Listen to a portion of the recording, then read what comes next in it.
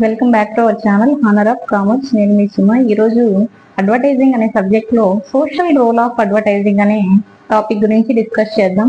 Actual గా మనకి exam point of ఈ క్వశ్చన్ ఎలా అడుగుతాడంటే, explain the social and ethical economical aspect of advertising అనేసి అడుగుతాడు. 10 మార్క్స్ పాయింట్ ఆఫ్ వ్యూ ఆ క్వశ్చన్ అనేది రాయాల్సి ఉంటుంది. ఇక్కడ మనం only social aspect or social role అనేది అడ్వర్టైజింగ్ పై ఏ విధంగా ఉంటుంది అనేసి ఎక్స్ప్లెనేషన్ అనేది ఇద్దాం.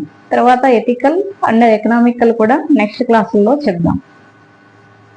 సోషల్ రోల్ ఆఫ్ అడ్వర్టైజింగ్ అంటే ఏంటి అంటే, ఒక అడ్వర్టైజింగ్ అనేది సమాజంపై ఏ విధమైన పాత్ర అనేది పోషిస్తుంది అంటే, ఆ యాడ్ అనేది పబ్లిక్ మీద ఏ విధంగా ఎఫెక్ట్ అనేది అవుతుంది, గుడ్ ఆర్ బ్యాడ్ అంటే మంచి వాళ్ళకి ఈ యాడ్ అనేది చూడడం వల్ల మంచి జరుగుతుందా లేకపోతే చెడు అనేది జరుగుతుందా. ఇప్పుడు ఫేక్ అడ్వర్టైజ్మెంట్స్ ఉంటాయి, ఫాల్స్ స్టేట్మెంట్స్ ఉంటాయి. అలాంటప్పుడు ఏమవుతుందంటే, ఆ యాడ్ అనేది నమ్మి వస్తువు కొనడం వలన కన్జ్యూమర్ ఎవరైతే ఉన్నారో లేదా బయ్యర్ ఎవరైతే ఉన్నారో మోసపోవడానికి అవకాశం అనేది ఉంది.